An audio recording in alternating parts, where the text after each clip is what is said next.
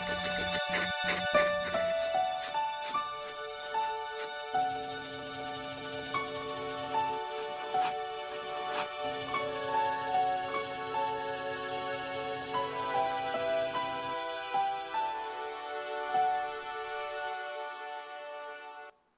noite a todos, sejam bem-vindos para mais uma formação na voz do Amarante. Você que nos acompanha, seja bem-vindo, tá bom? Papai do Céu vem abençoando vocês e nessa formação de hoje, a formação sobre como lidar com luto neste tempo de pandemia, né? Estamos vivendo aí cada dia, as angústias, aflições diante da morte, de perdas constantes, e a gente tem que saber lidar a cada momento. É um processo, lembre-se disso. É um processo que o ser humano vive e temos estágios, como a gente viu semana passada, né? Segundo Elizabeth Kubler-Ross, né, tem 5 fases do luto, ela que estudou 20 anos sobre esse processo, uma médica, tá bom? Ela falou sobre a questão da negação, né, que não caiu a ficha, ira, revolta, barganha, negociação, depressão, tristeza que vem no coração e aceitação, superação, ressignificação. Então, temos 5 fases que vamos passar. Um ou outro vai passar direto, né? O outro vai passar por cada um dos estágios. Aí, então, cada um tem um procedimento, né, diferenciado. Cada um tem um temperamento, né, um modo de viver. Tem também a questão da religião que favorece muito nesse processo. Graças a Deus, a gente acredita em Jesus Cristo e Ele vem confortando, vem nos dando uma graça sobrenatural para a gente superar também as dificuldades da vida. Como Ele falou, né? Sem mim nada podeis fazer.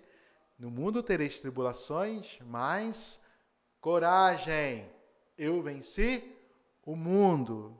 Né? Então, Ele vem dando o sustento na nossa vida. Tá bom? E dentro do estudo a respeito da morte, a tanatologia, vem um estudo fundamental aqui, que são os cuidados paliativos. É a arte do cuidado, a arte de cuidar, mesmo não tendo a saúde. Mas se tem um cuidado. A gente vê que a pessoa não tem mais como se recuperar de uma doença, mas eu posso fazer o melhor para ela. E é fundamental a gente ter essa consciência do cuidado, do zelo pela pessoa que passa por alguma doença ali que não tem como ter a saúde, tá bem?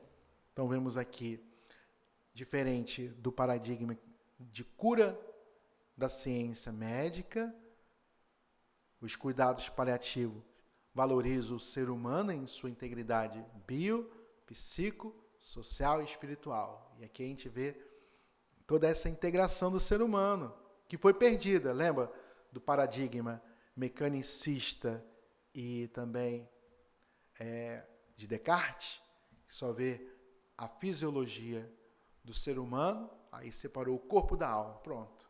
Aí ali veio toda a confusão de olhar para o ser humano. E vem trazendo de volta esse olhar que Hipócrates, o pai da medicina, via lá antes de Cristo, esse olhar integral. Então possamos ter essa consciência integral do ser humano. E com isso, o trabalho na área da saúde deve ser um olhar multi-interdisciplinar, multiprofissional, para ter uma maior humanização no tratamento e no cuidado, e poderá tornar um processo de morte menos angustiante e mais digno para o paciente. E não somente para o paciente, mas para os profissionais de saúde e também os familiares dos pacientes aqui.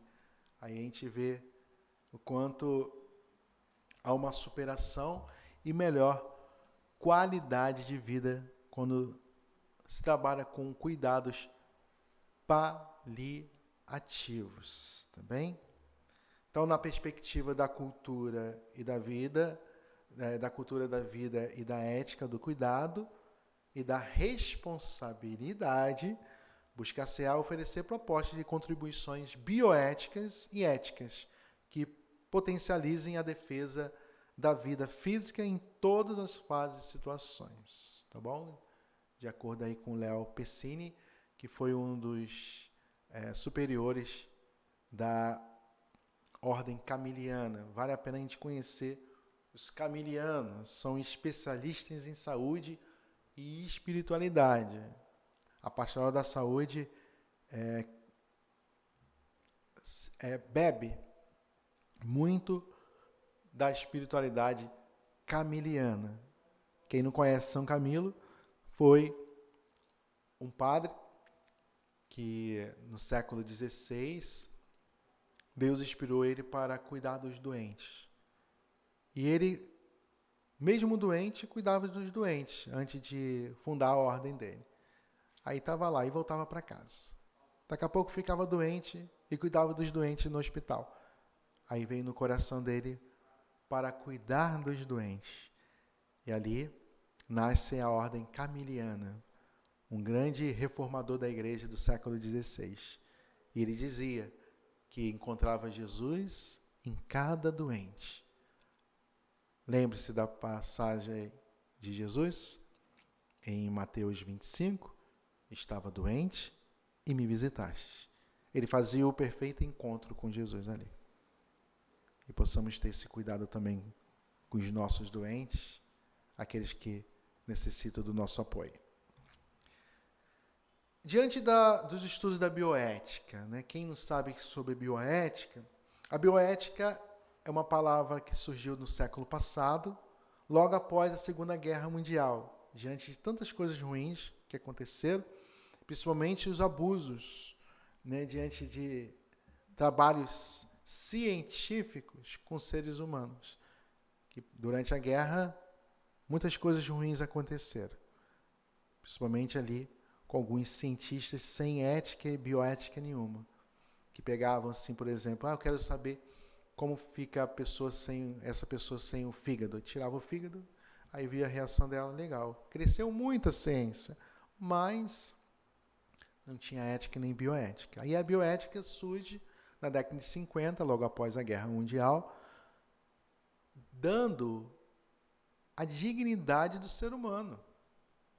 Olhar para o ser humano, não abuso diante da ciência. Né? Não posso usar o outro em benefício maior, já porque vai contribuir para a ciência. Não, eu tenho que respeitar o ser humano primeiro. Não posso fazer isso. Aí surge essa questão do termo bioética. Tá? Então a gente acaba compreendendo mais um termo para a nossa vida aí. Tá bom? E aqui a gente encontra dois termos aqui. Obstinação e abstinação terapêutica. Aí, o que seria isso aí? Então, a gente vê a questão da obstinação, é querer o profissional de saúde, a todo custo, querer curar o outro, sem nenhuma possibilidade. E acaba prejudicando a qualidade de vida da pessoa. E isso, na bioética, se chama distanásia, querer prolongar demais a vida do outro. E não tem jeito. Vocês lembram quando o Papa João Paulo II estava morrendo? E os médicos querendo lá, os cardeais querendo botar... E o que o Papa João Paulo II falou? Deixa eu morrer em paz. E ele quis morrer em paz. Ficou alguns dias no Vaticano, depois faleceu. ele percebia a hora dele. Aí, perceber uma morte natural e saudável se chama ortotanásia, tá bom? Então, a gente possa compreender esses conceitos, tá bom? Então, a gente vê aqui.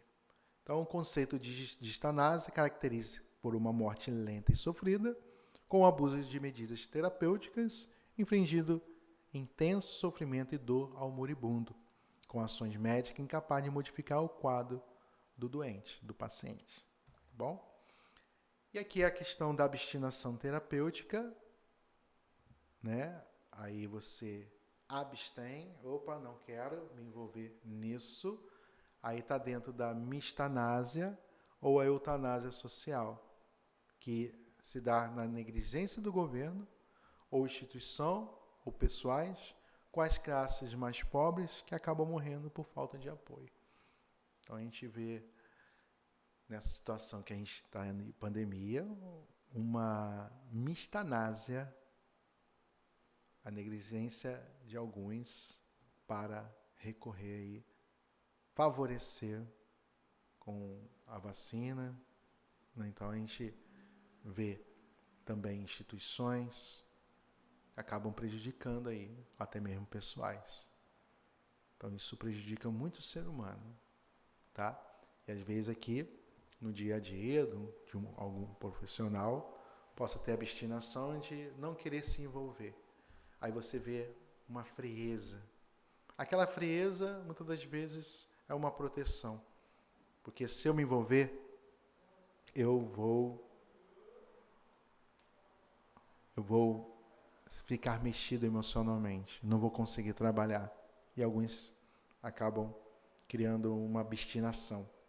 Tem um amigo meu que é médico, cardiologista, ele fala, paciente oncológico não é comigo.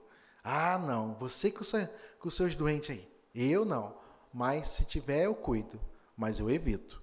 Então, porque ele tem um coração muito bom, mas quando vê um doente ali com câncer ou outra doença incurável, aí ele derrete. Então a gente vê que é uma proteção muitas das vezes, tá? Acho que alguns comportamentos acabam prejudicando a saúde do outro. Aí acaba virando, né, essa abstinação terapêutica aqui.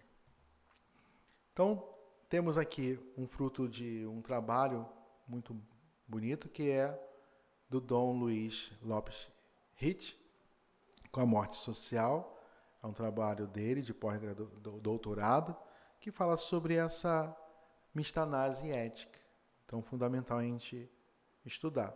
Então, ele mostra o conceito sobre essa mistanase, morte miserável, infeliz, precoce e evitável. Tá bom? Então, o Léo Pessini, a gente vê aqui que superior dos Camilianos, faleceu, tá? Pouco tempo.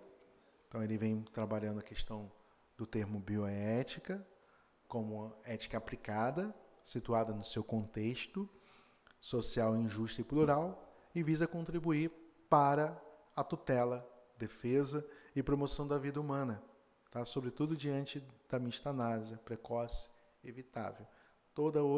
Outras questões que a gente vê aí, diante do aborto, tá bom? Eutanásia, a gente tem que valorizar a vida desde o início dela até o final. Deus é que sabe, é o autor e princípio e fim de tudo.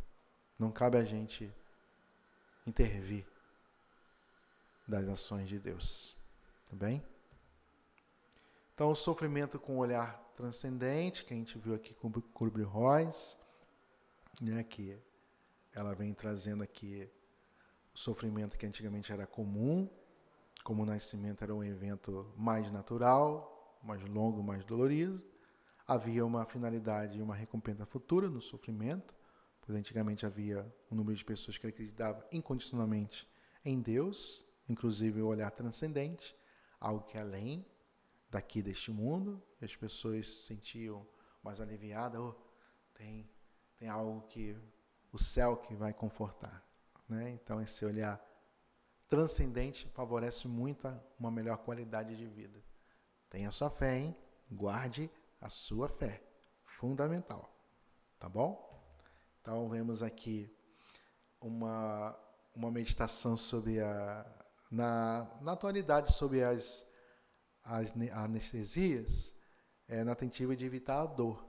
Então, isso acaba a gente querer também anestesiar as situações todinha, e aquilo que é incômodo, a gente já quer tirar, porque a gente está nessa cultura.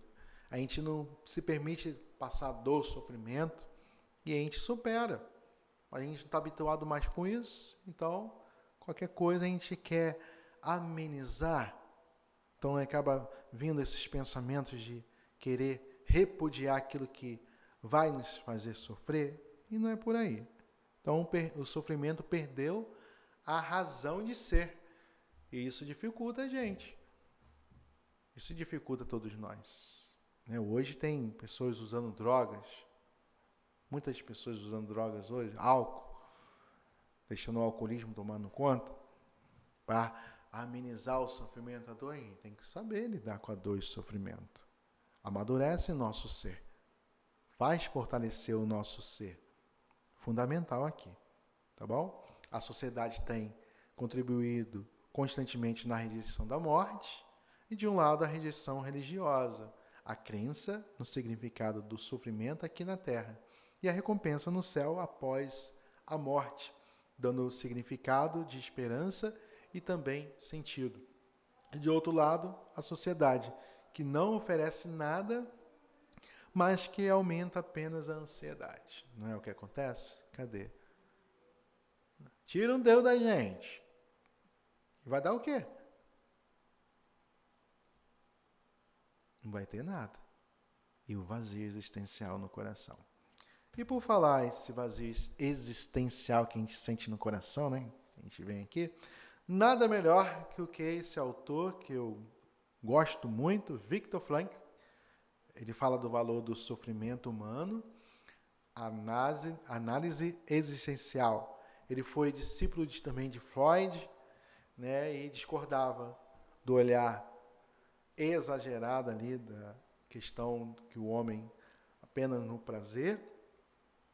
Discordava do outro colega dele, Adler, que o homem é no poder, e ele aqui vem trazendo uma novidade, falando sobre o sentido do valor da vida, tá? A logoterapia, o sentido do valor da vida aqui. Aí ele vem resgatando e trazendo de volta quem? Deus, olha só. A espiritualidade, a religião perpassa também do ser humano. Ele percebe isso. E ele, como um judeu, médico, ele coloca também em todos os seus estudos esse ponto que também trazemos. A religião e a espiritualidade. Tá bem? Então vemos aqui, mesmo no plano biológico, a dor representa já o papel de um guardião e monitor pleno do sentido. O que o sofrimento faz é salvar o homem da apatia, da rigidez mortal da alma, enquanto o ser humano sofre, continua a viver da alma. É claro que no sofrimento, segundo Viktor Frankl, amadurece e faz crescer.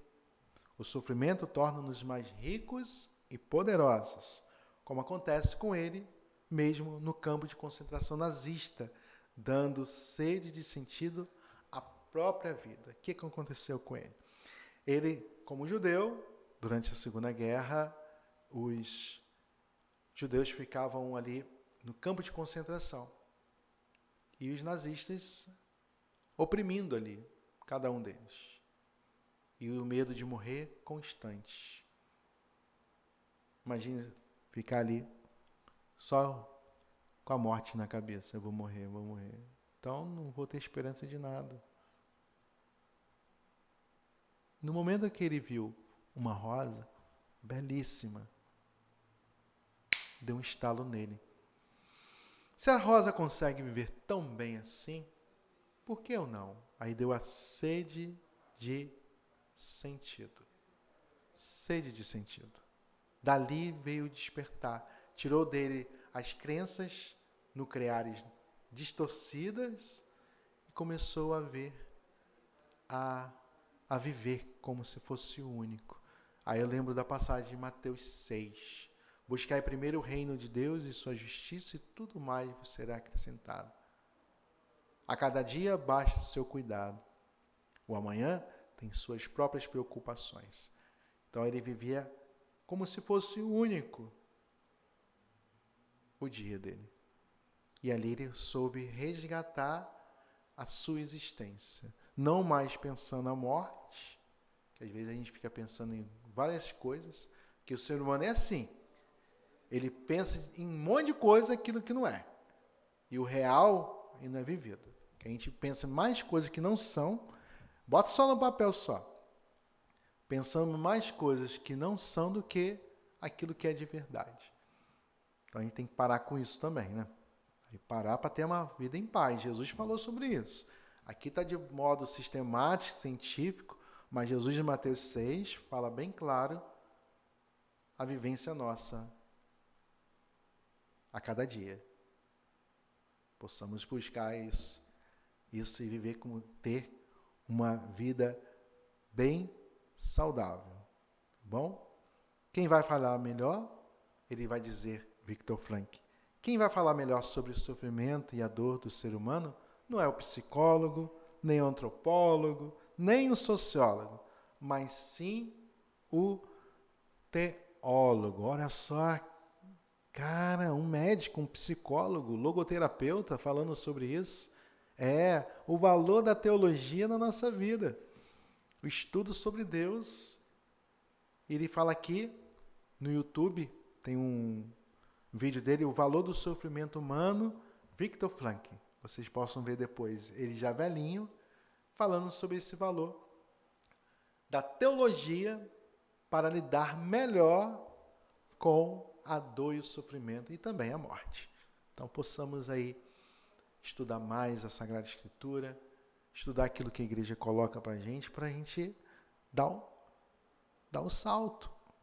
Aí possamos pedir a Deus que nos ajude a cada dia, tá bom? Então, por hoje, a gente termina aqui. E vocês possam também fazer, dar o like aí, gostaram? Dê o seu like, tá bom? E inscreva no nosso canal. E compartilhe com algum colega seu, com um amigo, parente, que esteja passando por um momento de luto, que é fundamental a gente fazer esse belo processo em nossa vida. E muito mais ainda, com a graça de Deus. Até mais e uma boa noite. Deus abençoe e guarde a todos. Na raça e na graça, sem desanimar. Até mais.